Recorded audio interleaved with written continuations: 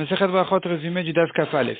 La Gemara commence par traiter donc les deux brachot qui sont Minatora, qui sont Birkat Hamazon et Birkat Torah. Donc Birkat Hamazon, la bracha après le repas. Birkat Torah, la bracha que l'on fait avant d'étudier la Torah, le matin.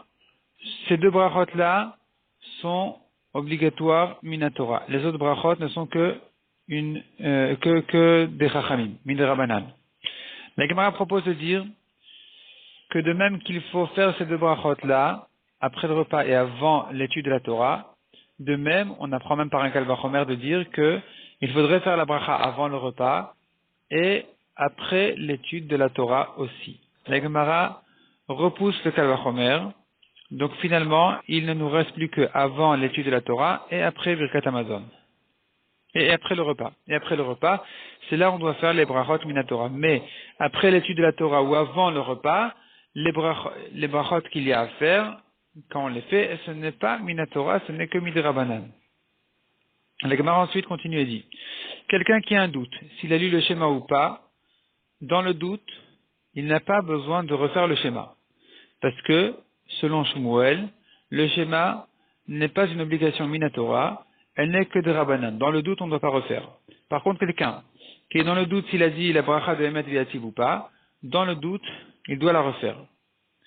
Pourquoi? Parce que cette bracha-là, elle vient d'une obligation minatora que de mentionner la sortie d'Égypte chaque jour. Et donc, puisque c'est un doute sur un deoraita, sur une mitzvah de la Torah, dans le doute, il faut la refaire. La Gemara demande pourtant, donc la Gemara commence par objecter, le schéma on dirait que c'est minatora, répond la Gemara non. La Gemara continue à objecter, mais pourtant on a vu que un homme tamé, un homme impur, il doit faire donc la bracha il doit faire le schéma plus que les brachot, et ça contredit un peu ce qu'on vient de voir. Répond la Gemara, le schéma il faut le faire parce que il inclut dans le schéma, on a inclus la mitzvah qui sera accomplie par le Emet Ve'ativ, qui est de mentionner la sortie d'Égypte. Et on aura gagné une chose de plus, qui est de prendre sur soi la royauté divine. Et une fois qu'il a fait le schéma, il n'a plus besoin de faire Emet Ve'ativ parce qu'il a déjà mentionné la sortie d'Égypte dans le schéma. Donc la bracha du Emet Ve'ativ, elle descend d'un degré, elle n'est plus minatora, elle devient que de Rabbanan. Mais cependant, la Gemara ramène Rabbi Elazar qui n'est pas d'accord avec ça et qui dit, quelqu'un qui a un doute s'il a lu le schéma ou pas, il doit le refaire parce qu'il pense que c'est minatora. Quelqu'un qui par contre a un doute sur la tfila, il n'a pas besoin de la refaire. Selon Rabbi Yochanan par contre, Rabbi Yochanan il pense qu'un homme pourrait faire la tfila toute la journée. Donc dans le doute, il doit refaire. La Gemara ramène encore une halakha de Shmuel qui dit, quelqu'un qui a commencé sa tfila, au milieu de la Mida, il se rend compte qu'en réalité il avait déjà fait la tfila, il doit s'arrêter net au milieu de la bracha. De même dit Shmuel, quelqu'un qui a déjà fait cette tfila et qui a rencontré maintenant un tibour, un public, 10 personnes qui font la tfila, il n'a pas à la refaire, sauf s'il a quelque chose à ajouter. La Gemara explique pourquoi est-ce qu'on a besoin de ces deux halachot alors que ça paraît un petit peu répétitif. Quelqu'un qui a déjà fait la tfila, il n'a pas besoin de la refaire.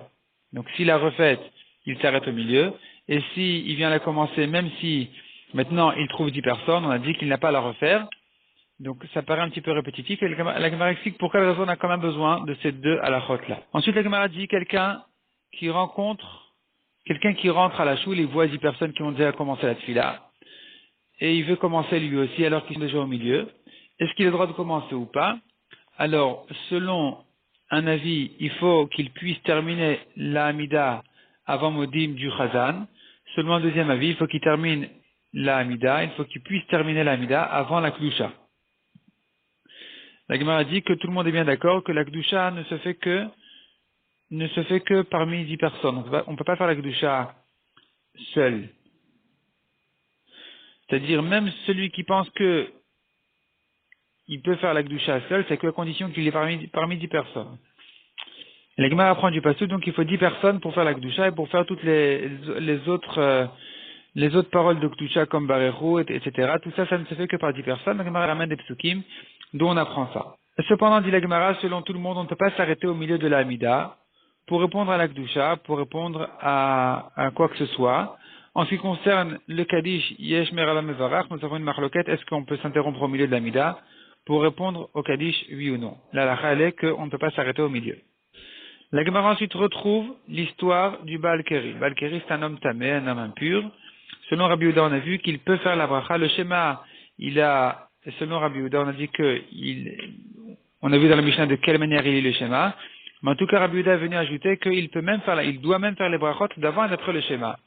Et la Gemara s'étonne dessus, comment ça se fait qu'il puisse faire les brachot aussi facilement que ça? Est-ce que Rabbi Yehuda permet au Baal Keri, donc à ce tamé-là, à cet homme impur qui a eu un écoulement impur, est-ce qu'il lui permet complètement les paroles de Torah? Pourtant, on apprend des psukim que c'est interdit. Même Rabbi Yehuda devrait être d'accord avec cette dracha-là d'interdire à un homme impur les paroles de Torah. La Gemara répond, Rabbi Yehuda, effectivement, théoriquement, il est d'accord avec la dracha, c'est-à-dire qu'il y a lieu de faire cette dracha-là, mais lui, il fera de ces psukim-là une autre dracha, des mêmes psukim, il ne va pas prendre qu'il interdit au tamé de parler des paroles de Torah, lui, il va prendre ici plutôt autre chose que quelqu'un qui enseigne la Torah à son fils ou son petit-fils, c'est comme s'il avait reçu du Har Sinaï. La Gemara refuse toujours de dire que Rabbi Yehuda n'est pas d'accord d'interdire au tamé les paroles de Torah. La Gemara prouve bien que le Baal Keri, il a le devoir de se tremper au mikvé pour se purifier même selon Rabbi Yehuda. La Gemara dira donc dans le daf suivant, il faudra dire que Rabbi Yehuda qui lui a permis de faire les brachot, c'est pas vraiment de dire les brachot, mais c'est que de penser les brachot. La Gemara refuse cette explication aussi, jusqu'à ce que la Gemara va terminer par dire que non, Rabbi Yehuda lui permet ici de faire les brachot parce que Rabbi Yehuda considère que les brachot font partie des paroles de Torah qui sont permises même à un Baal Keri. Donc selon Rabbi Yehuda, il y a certaines paroles de Torah qui sont permises et les brachot donc du schéma, on pourrait considérer que ça fait partie de ces choses-là, c'est pour ça que on lui a permis de les dire. Mais en général, effectivement, Rabbi Yehuda interdit au Baal Keri les autres paroles de Torah.